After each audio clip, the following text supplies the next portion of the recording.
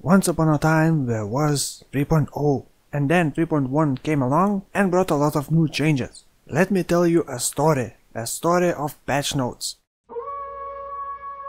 There are a lot of changes that don't really mean much and don't really change all that much, so I'm gonna try to only talk about things that in my opinion are worth knowing before going into the next league. And in previous video I already talked about things that are coming in Abyss League and all the Elder and Shaper things and Atlas and all that stuff. So I'm not gonna talk about that in this video. And if you are worried about some nerfs to your favorite unique items, just check full patch notes, hit Ctrl F and search for it.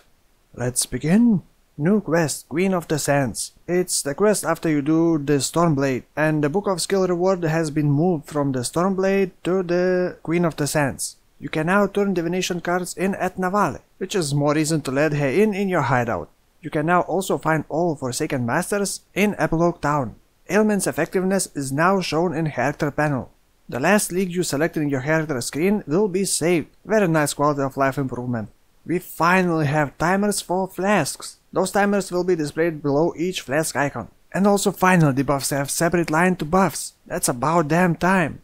Intimidate now causes enemies to take 10% increased attack damage rather than 10% increased damage. Bye bye Belt of the Deceiver. Vulnerability curse has been split into two. Existing vulnerability skill gems are now Despair gems. Despair curses all targets in the area, making them less resistant to chaos damage and causing them to take increased damage over time. And also cursed enemies take additional chaos damage when hit. The new vulnerability curse is now Strength based gem, and it is focused on physical damage and damage over time. Dark Pact got nerfed. It no longer gains bonus radius when using your life, and the damage was nerfed from 95% to 76% more damage at level 20. Raging Spirits and Summoned Skeletons got buffed for added damage multiplier. Actually, Summoned Skeletons got a massive buff to that, so now you might consider adding added cold damage, added lightning damage, inner weight, ice bite to your skeletons or summon Raging Spirits. Oh, and added chaos damage. But it seems poison still sucks. Minion life support gem is now more multiplier, which only makes sense. Rootless support can no longer support channeled skills, and Cyclone can no longer be supported by Rootless. Previously it was very abusable on channeled skills, so I think that's reasonable nerf. Iron Will can now support skeleton mages if you have Dead Reckoning Threshold Jewel. Dancing Dervish can now sustain Rampage against unique enemies, because now while the manifest Dancing Dervish is active, a Dancing Dervish has 25% chance to grant you an Rampage kill when it hits a unique enemy. The Baron helmet got nerfed and it now only adds half of your strength to your minions. It is still a good helmet, previously it was providing too much power. Reflect got reworked. They now appear only on Nemesis mods. Attacking enemy with Nemesis Reflect mod will now trigger Mortar spell targeted at your location. This spell will have a cooldown. The Basilisk from the Boiling Lake in Act 9 will have a Stone Gaze ability. If you face each other during this ability, you become petrified. Petrification is similar to freeze, but it is removed if you are hit a number of times or duration runs out, so be careful. Two types of specters got nerfed. Tokohama's Vanguards no longer summon multiple totems, and their duration is now 5 seconds. Wickerman Righteous Fire damage has been lowered. As later explained, these monsters were using a version of Righteous Fire not intended for specters. Next, as you know, Atlas got reworked, we got a bunch of new maps, and map mods also got rebalanced. Every mod now provides increased rarity, quantity, and pack size.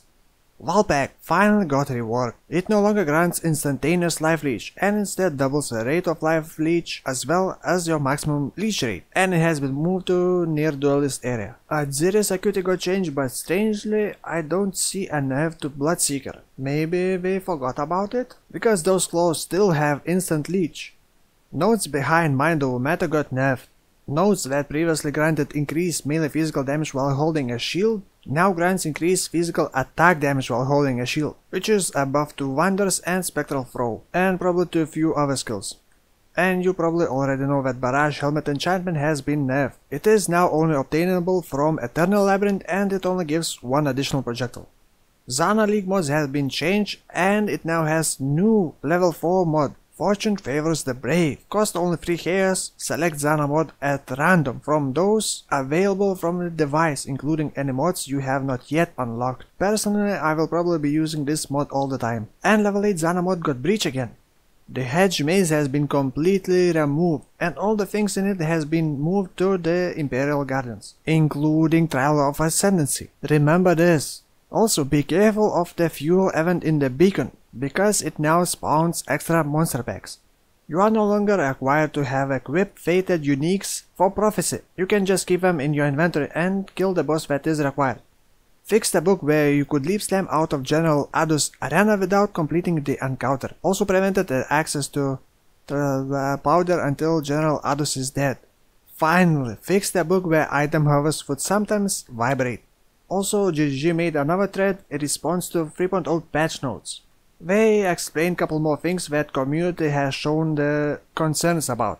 As always, people find something to freak about, but personally I am pretty happy with all these changes. They did say that there will be more buffs during the Abyss League and in the next league. You have to remember that this is a second expansion in a row, so the time was pressing them and we could not include all the changes that we want.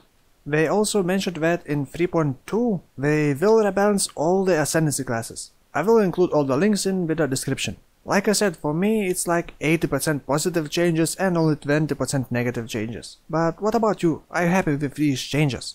I do hope that none of these nerfs killed your excitement and did not overshadow all the positive changes, because there are so many cool new things. Get ready for a new dose of builds. At the start for the first build I will be playing softcore, but starting from the second build I will be playing hardcore, and I will be back to daily streaming, hopefully. I will start the stream on Saturday at 12 PM London time zone. And that's it for now. Good luck in the new expansion, thank you for watching and see you soon.